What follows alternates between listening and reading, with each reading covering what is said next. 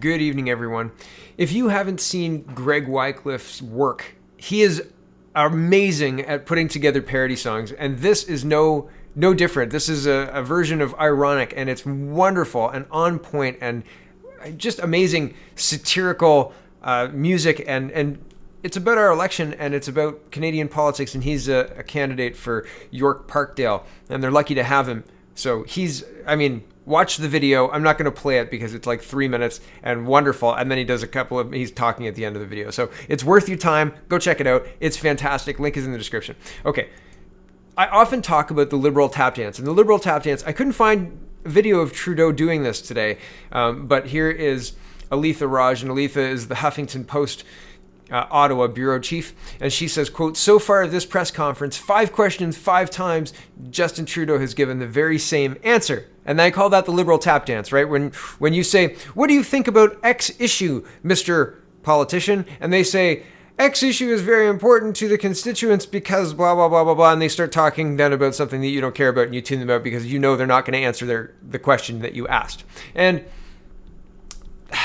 well, there's a lot of reasons for why that happens, but that's the Liberal tap dance in my estimation. And I try to answer questions better than that when I'm asked questions. So here's Maxime Bernier, and he says about Andrew Scheer, "Liar, hypocrite, you're as bad as Trudeau." And I did get an email from a very kind watcher, who said that he will help me with, or she will help me with fixing my sound. I'm not sure if it's a male or a female. I apologize. I saw the email and I haven't had a chance to get back to it. I will take you up on that offer right after the election. I just don't have time. So I apologize, and I appreciate you reaching out. It's on my to-do list. So anyway, thank you. Here is Andrew Scheer, and it's all as loud as it can be right now. As far as I know, I've looked at all my settings. It's as loud as it can be, I think. So here's Andrew Scheer tap dancing away from the question, or just saying outright, "I'm not going to answer your question," because we don't answer that question because there's rules in place. This isn't NAM, to quote. Oh, what's that movie? Warren Kinsella was apparently hired to do your party's dirty work in attacking Maxime Bernier with the condition that the contract wouldn't be traced back to the Conservatives. How do you think the public will perceive this? We don't make comments on vendors that we may or may not have engaged with. So to that end, did your party hire Mr. Kinsella to attack the Liberals? As I said, we don't make comments on vendors that our party may or may not have engaged with. Did you, yes or no, did you hire Mr. Kinsella? As a rule, we never make comments on vendors that we may or may not have engaged with. Movie was Big Lebowski. So Andrew Scheer was saying, as a rule, we don't make comments about vendors. I'd love to answer your question, but I'm really sorry. I can't. There's a rule. There's a rule in place, right? There's a rule in place. We can't break the rules. We can't break the rules. Here's Andrew Scheer with a follow-up question. This is from CBC Katie, and she's asking, what rule? What is the rule that you have here that you can't say which contractors you're working with? We just don't comment on the contracts that we may or may not have. Is it a rule you just made up? We don't make comments on contracts that we may or may not have, or vendors that we may or may not have engaged with. And again, one of my colleagues asked if Liberal leader Justin Trudeau had said that, would you accept that answer? It's we don't make comment on contracts that we may or may not have. Thanks very much, everyone. Merci beaucoup.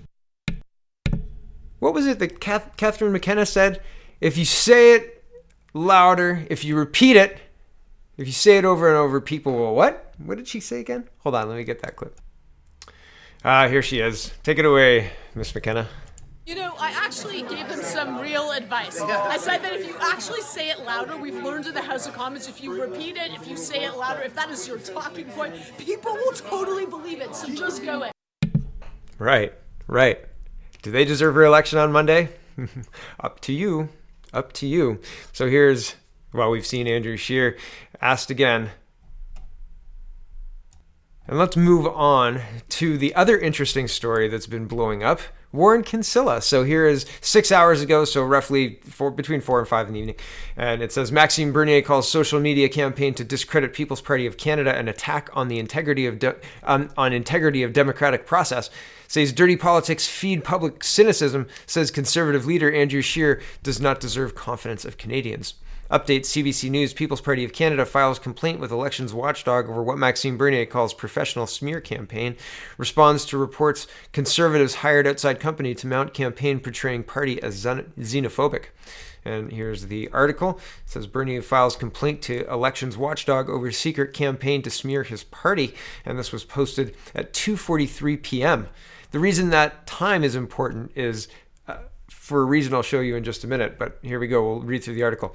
People's Party of Canada leader Maxime Bernier has filed a complaint to the Commissioner of Canada's elections to get to the bottom of what he called a secret smear campaign waged against him.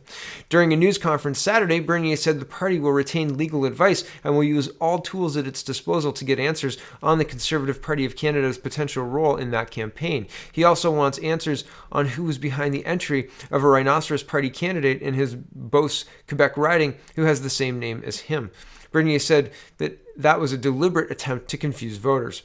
CBC News reported Friday that Warren Kinsella's Daisy Group consulting firm was behind a social media campaign to put the People's Party of Canada on the defensive and keep Bernier out of the federal leaders' debates, according to documents provided to CBC News.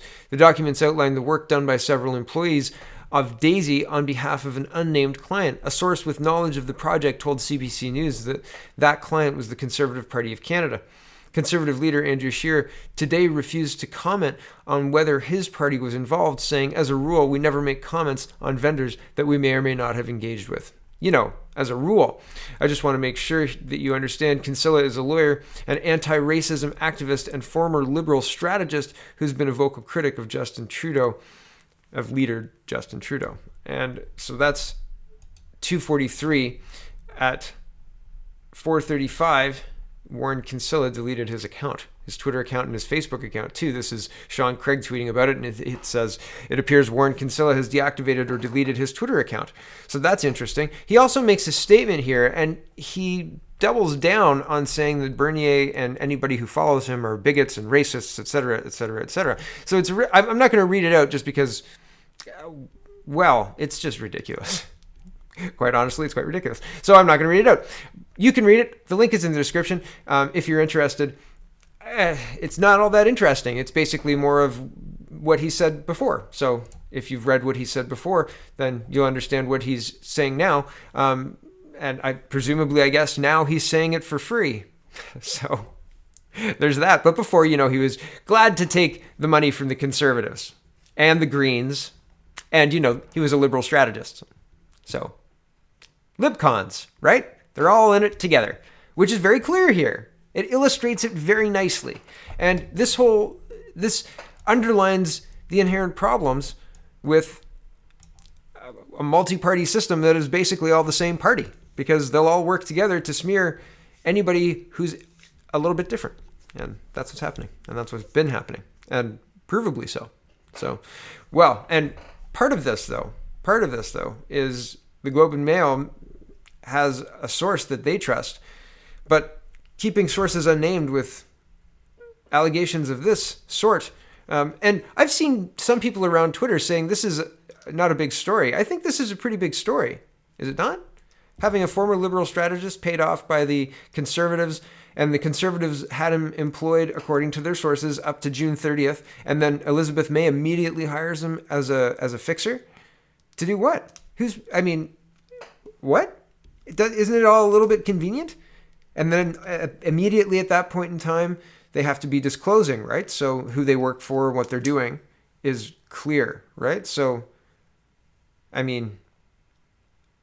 also, here's another angle to consider, and I hadn't considered it until right now, but part of the contract said they will use third party to make it look as though the Conservatives weren't involved.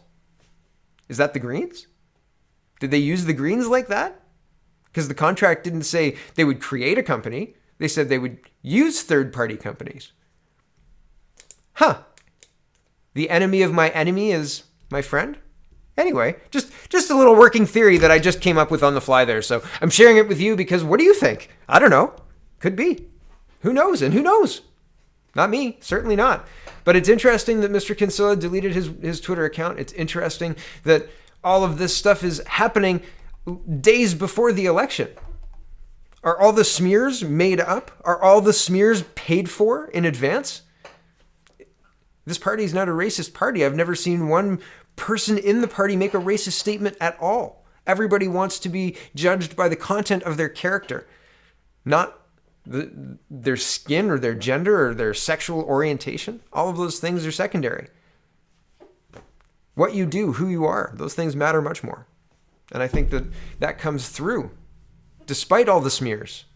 So, thank you for joining me for this late in the day and late in the election edition of Canada Poly. So, I appreciate you tuning in.